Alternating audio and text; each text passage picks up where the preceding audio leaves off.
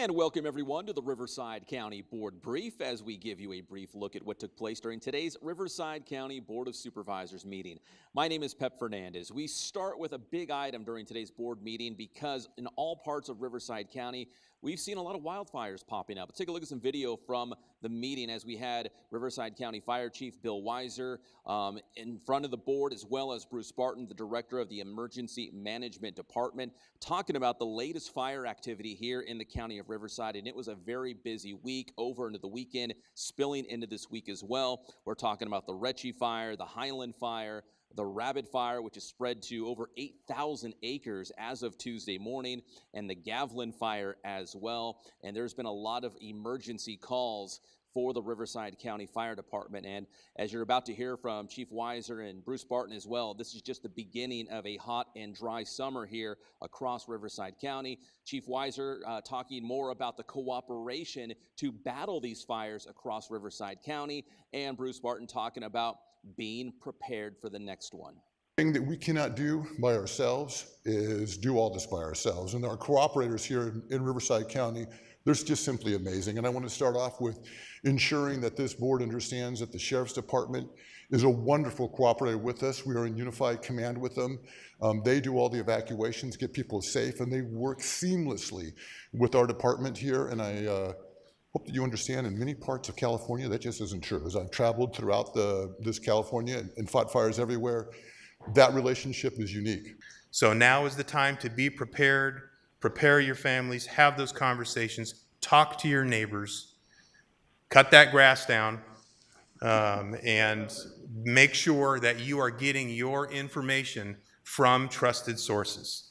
Social media is, as we know, it's a sword that cuts both ways. So make sure you're going to RivCo Sheriff, RivCo Fire, Department of Animal Services, and RivCo Ready to be able to get the best, most accurate information. And to piggyback off what Bruce Barton just said about emergency preparedness, we had a chance to interview Emergency Management Department PIO Shane Reichardt more about being prepared in your neighborhood and with your families. All right, so we just heard from Chief Weiser as well as Bruce Barton, the Director of the Emergency Management Department. Now join us from EMD as well, their Public Information Officer, Shane Reichardt.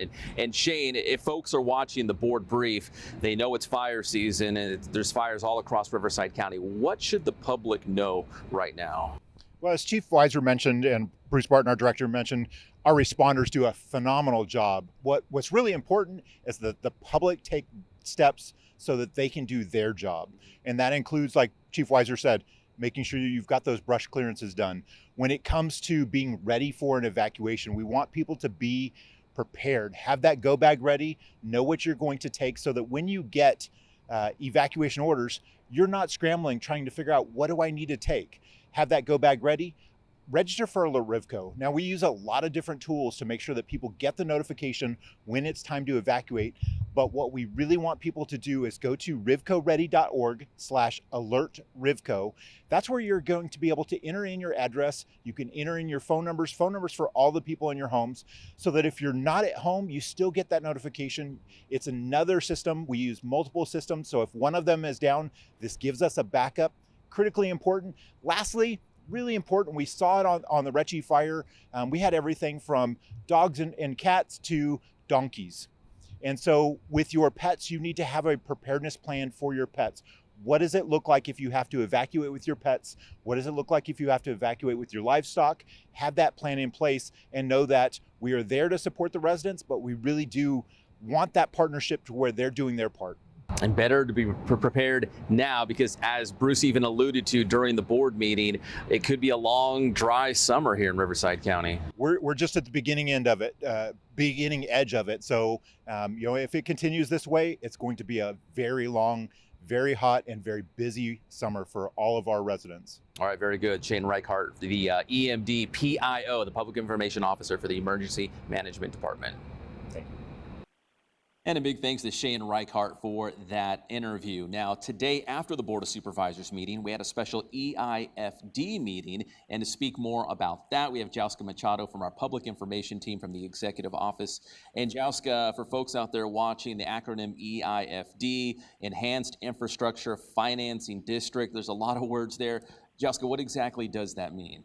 Hi, good afternoon, everyone. Basically, it's a county initiative to create and improve infrastructure in the eastern Coachella Valley. We're talking about telecommunications, road, community facilities, clean water.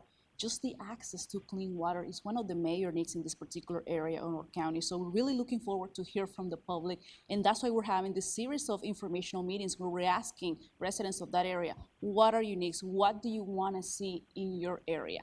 Yeah, you just mentioned that today's meeting was just one of several meetings that have already happened. So by design, they want feedback, right? They want to hear from the community. Exactly. We're having a series of meeting. We just had one a few hours ago. We're gonna have another one August 3rd, and we're actually gonna be providing a couple of other resources. A couple of county departments will be there on site at the Mecca Boys and Girls Club to tell the public, hey, here's what the county is doing for you, and what else can we do for you. The EIFD, or ECV Prospera, which is the brand name of this county initiative, will be creating progress within the next 45 years. We're talking about millions of dollars that are going to improve the quality of living in the eastern Coachella Valley, particularly in the communities of Mecca, North Shore, and the Salton Sea. And that's why it's a big deal, right? Because we're talking about big amounts of money, and these are big projects that will change communities for a long time. Exactly, but we want to hear from the public, and that's why we keep inviting you to please come to these meetings. You don't even have to be in person. You could just participate virtually, and just tell us, what do you want to see in your community within the next 45 to 50 years? And I should mention in English and Spanish, right, at these meetings? So we are providing live stream, we are providing Spanish interpreters. So we just ask the public, hey, please come listen to what we have to say, but we also want to hear what you have to say. All right, very good. Yaoska Machado from our executive office, our public information team. Thank you, Yaoska. Appreciate it. Thank you for the opportunity. All right, now we also had a chance to speak with Mike Walsh from our Housing and Workforce Solutions team. Mike was back because he's talking more about Project Room Key, another housing initiative here in the county of Riverside. All right, right now join us here on the Riverside County Board Brief. Yes, he is back. Mike Walsh, Deputy Director from Housing and Workforce Solutions. And Mike, when we see you, it's always great news because the county is always moving forward with these housing projects. Today, there were several items on the agenda, specifically 3.11. What happened today with the board and that agenda item? Well, the County of Riverside is taking advantage of a unique opportunity that the state put together in Project Home Key.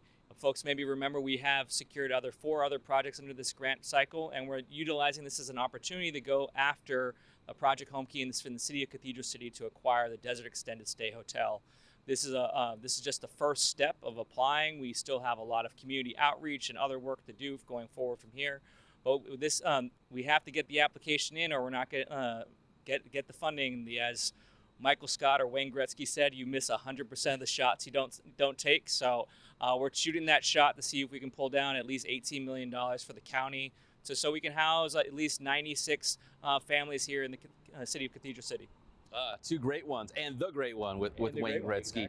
Project Home Key. If people are listening right now, what's that all about? It's a funding source that the state made available for jurisdictions and nonprofits and local partners to acquire hotels, motels, commercial spaces to create housing for homeless families. So we recently celebrated the grand opening of 49 units here in the city of Riverside with our partners True Evolution in the city of Corona.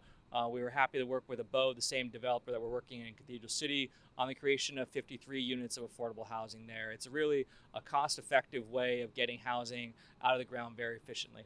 And I remember RivCo TV producing a video about this program. So it's been going on for several years and all across the county. Correct. From all the way from Oasis all the way to Corona, we have projects throughout. And so we're really excited about this, and we're hopeful that we're going to be successful again. All right, that's the great one, Mike Walsh and his housing team doing great things for housing across Riverside County. My name is Pep Fernandez. We'll see you next time on another edition of the Board Brief.